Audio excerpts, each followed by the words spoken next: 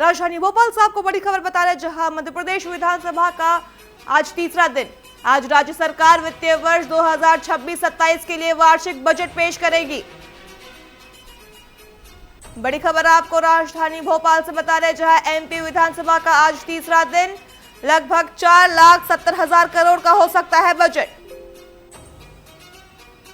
पिछले साल के बजट के तुलना में 12 से 15% अधिक।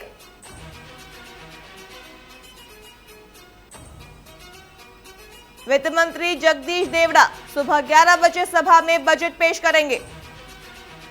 इसके पहले कैबिनेट बैठक में बजट को मंजूरी मिलेगी। अधिक जानकारी के लिए हमारे साथ मौजूद है गब्बर सिंह ठाकुर।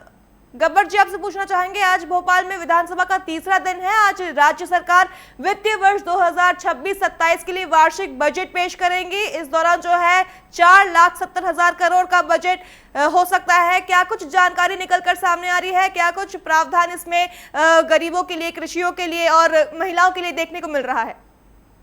जी बिल्कुल, देखिए आपको बता दें कि आज जो बजट पेश होने जा रहा है 26-27 का, वो स्वाभाविक है कि मध्य प्रदेश की जनता के लिए लाभकारी होगा, ऐसे मैं भी उम्मीद करता हूं। लेकिन जिस तरीके से जो बजट अभी तक पेश किया गया उसको लेकर के जिस तरह से विपक्ष ने आरोप लगाए हैं, तो हो सकता है कि आज भी जैसे ही ये बजट पेश किया जाएगा उसके बाद में स्वाभाविक है कि आरोप प्रत्यारोप का दौर शुरू होगा। लेकिन आज का जो बजट है मध्य प्रदेश का पहला ऐसा पेपरलेस बजट होगा। वित्त मंत्री जगदीश देवड़ा आज पेश करेंगे। सुबह 11 बजे सदन की कार्यवाही के दौरान ये बजट पेश किया जाएगा।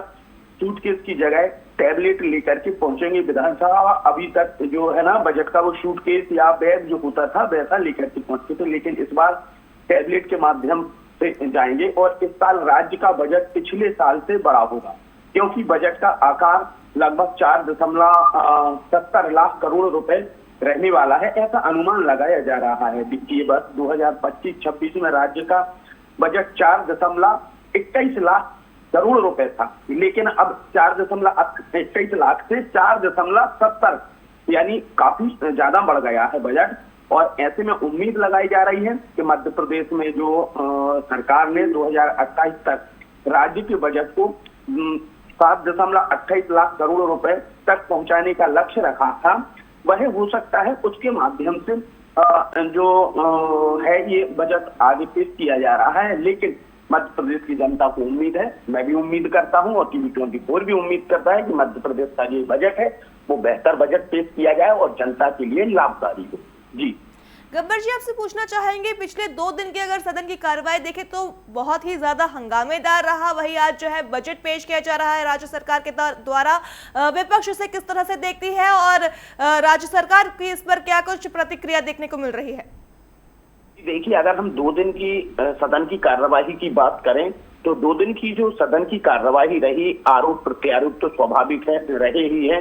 सबने जिन जिन लोगों के प्रश्न काल थे उन्होंने रखे।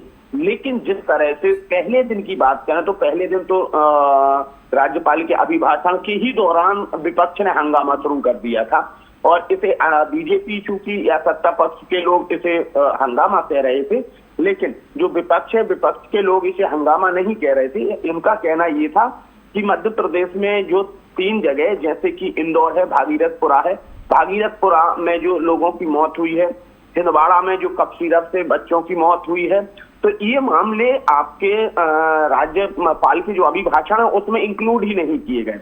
मध्य प्रदेश में जो समस्याएं हैं, जल की समस्या है विशेष तौर से, उसे इंक्लूड नहीं किया गया। सिर्फ प्रधानमंत्री की वाहवाही का जिक्र किया गया, तो पहले दिन ही हंगामा हुआ था।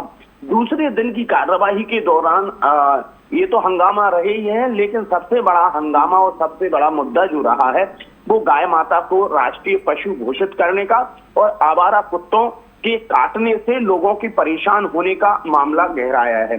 इसमें आतिफ अकील चूंकि कांग्रेस विधायक हैं, उन्होंने इस विषय को लगाया था और चूंकि उनके जो फादर थे आरिफ अकील, उन्होंने भी पहले इसको लगाया था, लेकिन समर्थन नहीं मिलने से वो नहीं हो पाया था पास।